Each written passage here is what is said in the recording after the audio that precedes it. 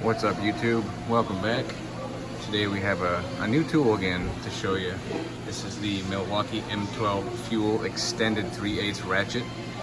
It's come out very recently. It's just hitting the East Coast now. Some of the West Coast people have had it sooner. We have been excited about this new product. 55 pounds of knuckle smashing torque. It is, let's see, to give you a little bit of perspective, here's the 1/4 inch, significantly longer.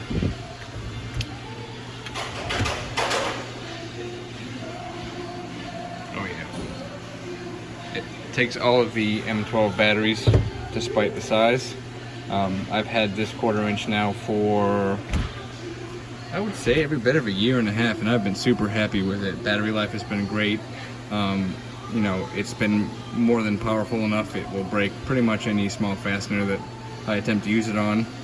So super happy with it. It's been rugged, has not given me any issues. So I'm expecting the same thing from the 3/8 long reach. I really got this in order to do, I was hoping to do brake jobs with it. Something with a little bit of breakaway torque, so I can get the caliper bolts and get the mount bolts. So I'm hoping that I can put enough force on the shell to be able to break those free and then use the ratchet. Just to quickly show you, I think that has a speed of 250 RPMs. And that one says 200. But it seemed faster, didn't it? But maybe it just has a better charge. I've used a few of these before. I've used the snap-on version, which I was very happy with the exception of the price, and the 3/8 extended snap-on electric ratchet is effing loud. I mean, that sounds loud because you're in my hutch, but the snap-on one is twice as loud as that.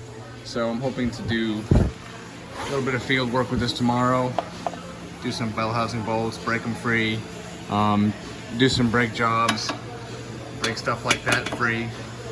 So I'm going to try this for the next week or so, and try to catch some video of me using it and give you my feedback. But I'm hoping big things for this Milwaukee M12 extended ratchet. Hope this makes my job a little bit easier, make some of that flat rate money. So stay tuned as I make some more video. Probably cut them together poorly as per usual, and see if I can give you a decent review of this tool. Alright, so I have this exhaust manifold bracket, these old rusty 14s, a couple on the block here. Sorry for the weird angle, but I'm going to see how it handles stuff like this. So I guess I'll try it with battery power first and then see if I have to manually break it away, which I should anyway, but I'm just curious. Yep, so it doesn't break it at free battery power, but I'm going to see if I can put enough manual force on it. I just barely broke it free.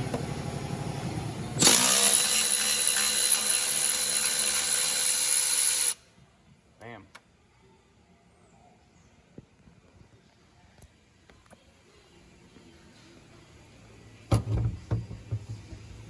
As you can see, that was pretty rusted. You know, I had to put a good little bit of arse behind it to break it free. But the moment I cracked it, the tool took over, which is good, which is what I was hoping it would do. Yeah, pretty impressed. And when I put the pressure on the body, I was kind of pushing here, not near the battery, but right on the grip. I didn't feel it flex. I didn't feel like I was going to snap it. That's good. Let's keep trying it and see how it works. Yeah. Get in there. All right. Rusty exhaust flange, already cracked free with a 1/2 inch breaker bar. Can't turn it by hand, so let's see how this does. 19 millimeter giant extension, you know. Let's see.